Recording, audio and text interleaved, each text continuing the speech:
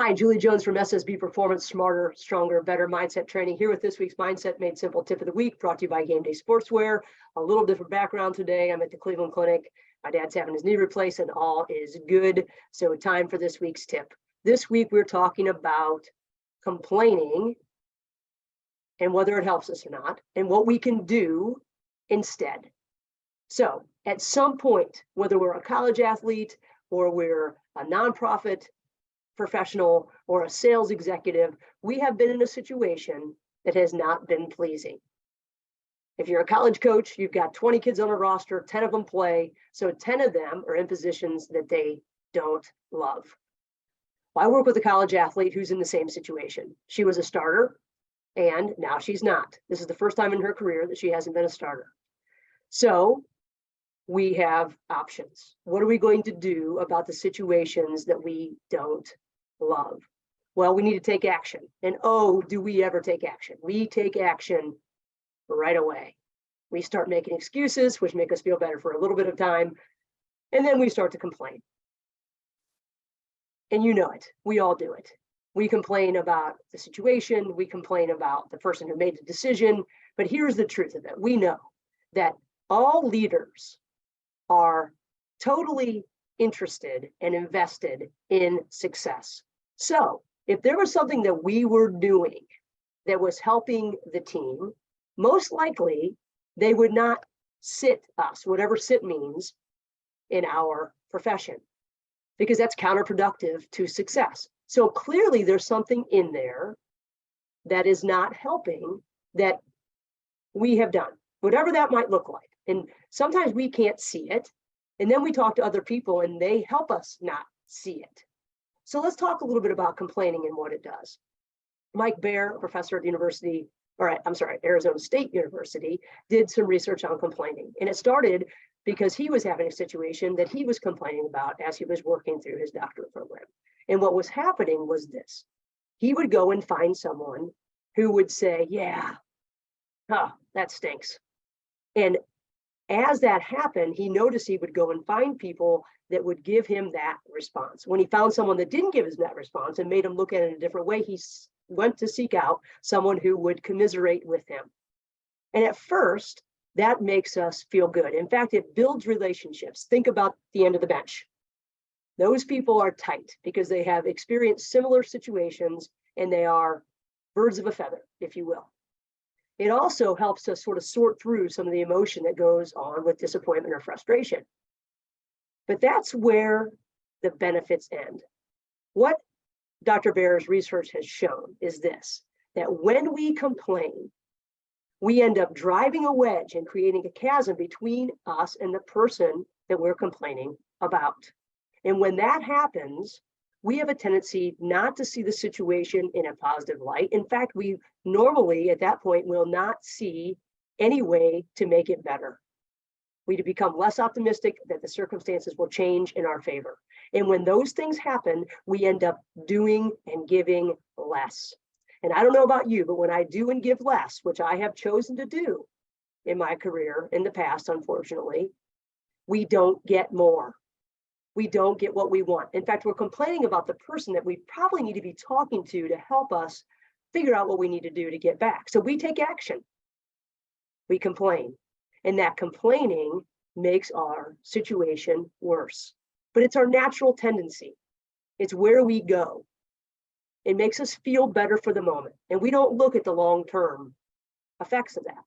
Well, fortunately, my student athlete that I'm working with has, I'm sure, thought of these things, but she hasn't fallen into that trap, which is awesome. So what she decided she was going to do is be a little forward thinking and set up a time to work with her coach after practice and get some extra work in, doing more, very good. And then she was going to have a conversation. Because here's what we know, John Gordon, the author of You Win in the Locker Room First, says that when there's a void in communication, negativity fills it. So here's the action we need to take. We need to have those hard conversations, but in order to do that, they're scary. We don't necessarily want to admit that this is something we need to do all the time. And you know as well as I do, we don't do it soon enough or often enough. We sit and catastrophize on what the other person is thinking, and then that chasm keeps getting wider. So my athlete decided she's going to talk to her coach. And she was real hesitant about it. But after we had, a 30-minute conversation about it, she went in feeling pretty good, because this is what her plan was. She was going to pre-experience it. She was going to go through every scenario, have if-thens and when-thens, think about what she was going to say and feel as she spoke her words, and imagined and visualized listening to her coach's response. We don't know what the coach is going to say. We don't know what she's thinking until we ask. And in fact, it's not her job to make us feel good. It's our job to own up to our responsibility and be ready to manage whatever it is that is on her mind and in her agenda, because that is her prerogative. We're not going to change it, nor do we think that we can or will, but what will change it is our response. So we're going to visualize all of those experiences. We are going to pre-experience everything that could happen. We have this conversation, she says this back.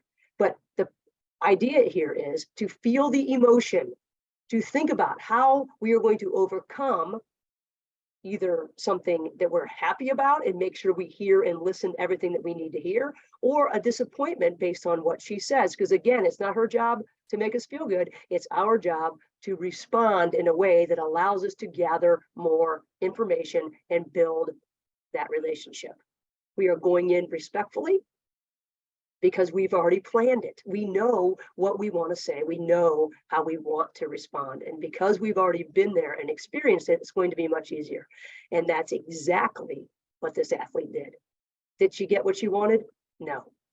But what she said was she is so glad that she took the time to pre-experience, because she was able to manage her emotions. She was able to have a respectful conversation that led her to deeper insight and informational question asking that helps her plan what she can do right now to improve her situation. So instead of complaining, instead of falling into that trap, or at least cutting it off at the chase, we need to find someone who maybe will redirect us toward a solution. Because when we're complaining, we're on the problem side of the board. When we're pre-experiencing, we're on the solutions side of the board, and we are controlling what we can control. So I encourage you this week to pre-experience those uncomfortable situations and then go in with confidence, because we know that experience and preparation boosts confidence.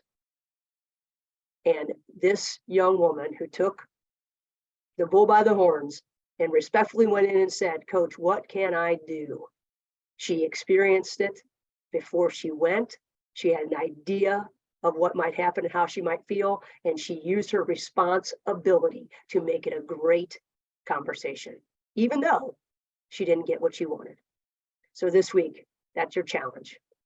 Until next week, have a great week. Check me out at ssbperformance.com. Have a great week. Manage the moments.